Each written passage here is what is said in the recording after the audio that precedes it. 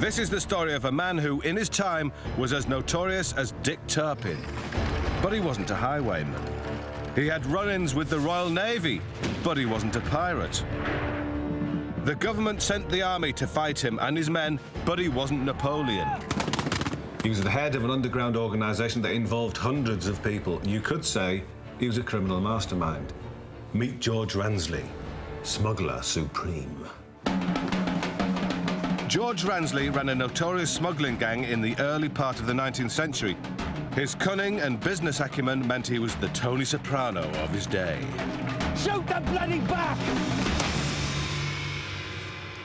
George? Come in! Hello. Isn't it a bit dodgy leaving all this stuff lying around? I thought you'd have caves and tunnels and whatnot to keep it in. Now, we tried that, but it was more trouble than it was worth. Ah! Kept banging our heads.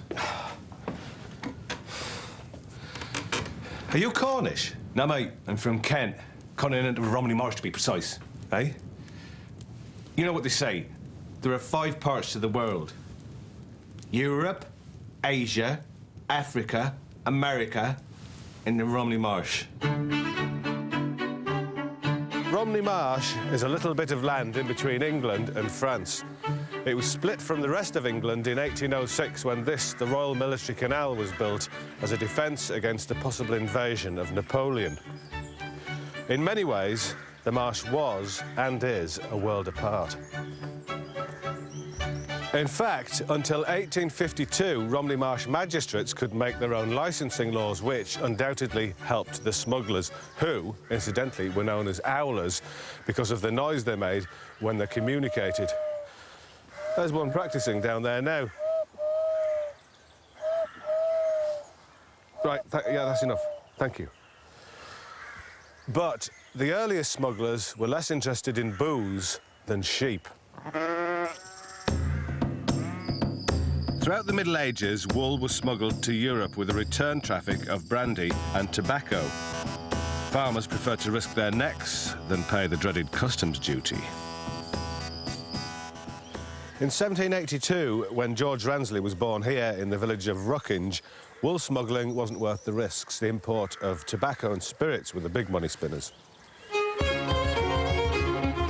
The Kent coast was the ideal spot for smugglers, just 21 miles away from France. Smuggling vessels could easily nip over to pick up booze from the continent. But transporting contraband inland was just as important. Smugglers weren't all salty old sea dogs. Many were farmers and other landlubbers. Like many other smugglers, George Ransley had started out working the land, an honest farm labourer. Well, maybe not quite so honest. So you weren't smuggling, but you weren't going straight either, were you?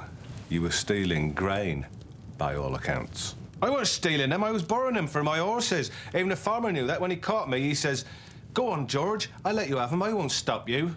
If you were just giving the grain to the horses rather than flogging it, where'd you get the money to buy your house? Found some Cousin Jack.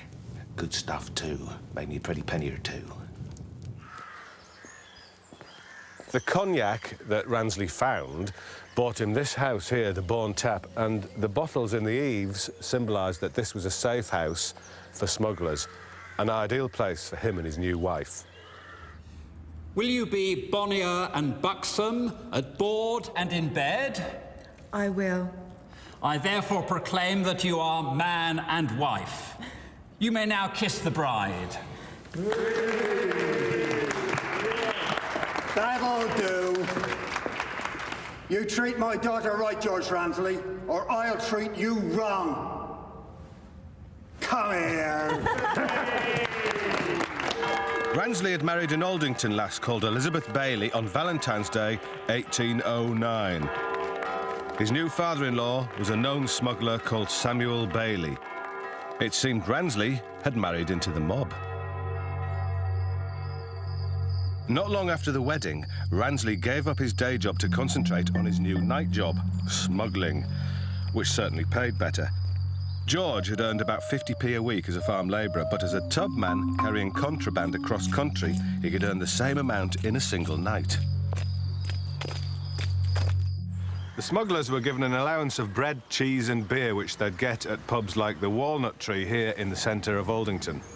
Sometimes we didn't even bother leaving the pub up in the attic there. There was a window looking right out to sea. We could signal to the ships from there. That's a bit blatant, isn't it? Weren't you worried about being caught? Nah, there was nobody around to catch us at first, not with the war going on. King George III was more interested in beating that little French midget Napoleon than he was at stopping us. Napoleon's aim was domination of Europe, including Britain. Nelson put pay to that by beating him soundly at Trafalgar in 1806, but the French menace wouldn't go away for another 10 years. During the Napoleonic Wars, trade with enemy powers was banned. The First French Empire covered most of northern and western Europe, so it wasn't just France that was off limits, but half the continent. But that didn't stop the smugglers. In fact, the war helped them. The government had slapped massive taxes on imported goods to raise cash to pay the army.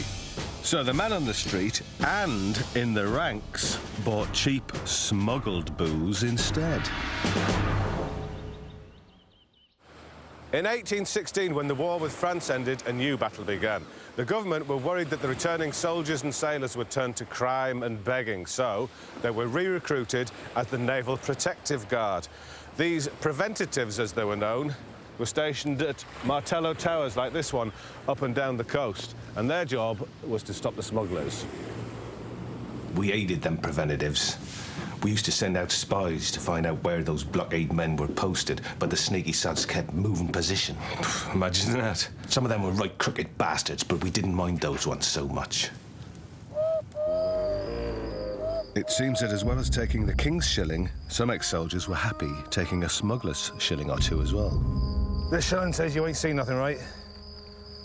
Good boy. This was organised crime, then? Organised, my eye.